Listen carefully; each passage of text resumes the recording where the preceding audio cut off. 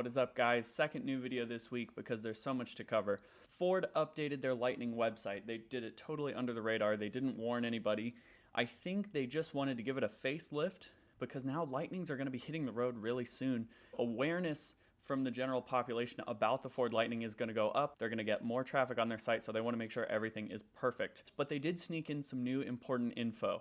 So I'm going to hit the big things that you might have missed that they snuck on the website. I teased this in a previous video. They added a new drive mode. And this builds on what Jim touched on in the live stream where he said you could wake up to new drive modes every morning. And so sure enough, they came up with another one. Drum roll, it's called Trail. So if you look on their website now, instead of just listing the four that they had previously, normal, sport, tow haul, off-road, they added Trail. Because very few people have actually driven the Lightning, it's hard to put that into context about what that feels like to drive and how it's different from off-road, but good to see that they're already cranking out new ways to drive the Ford Lightning. Second thing, and most important for this channel, as this is usually a Lightning Pro specific channel, there's now an entire web page dedicated to the Pro trim.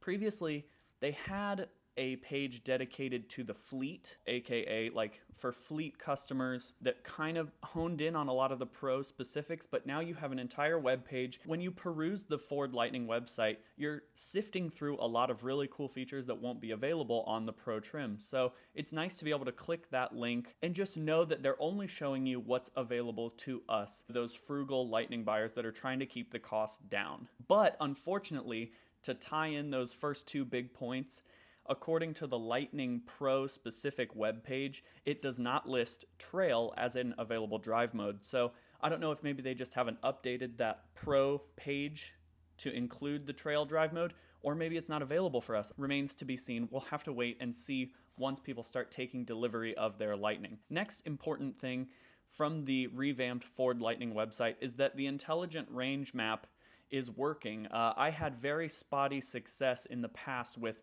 trying to type in road trips that I would usually do to see what the charging infrastructure is like along that route.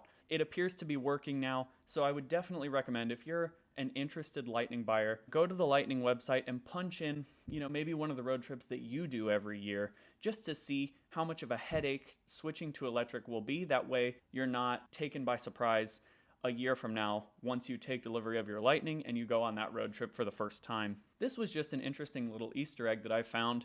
It's not available on the Pro trim, but ambient lighting. I would imagine for Lariat and Platinum buyers, just kind of mood lighting in the footwells. An interesting update that they hadn't really mentioned before, but just another feature, I guess. If you're on the fence about whether you want the XLT or the Lariat, that's one feature that will definitely only be available on the higher trims. And then finally, I know I am paranoid about being able to fit this gigantic truck in my garage.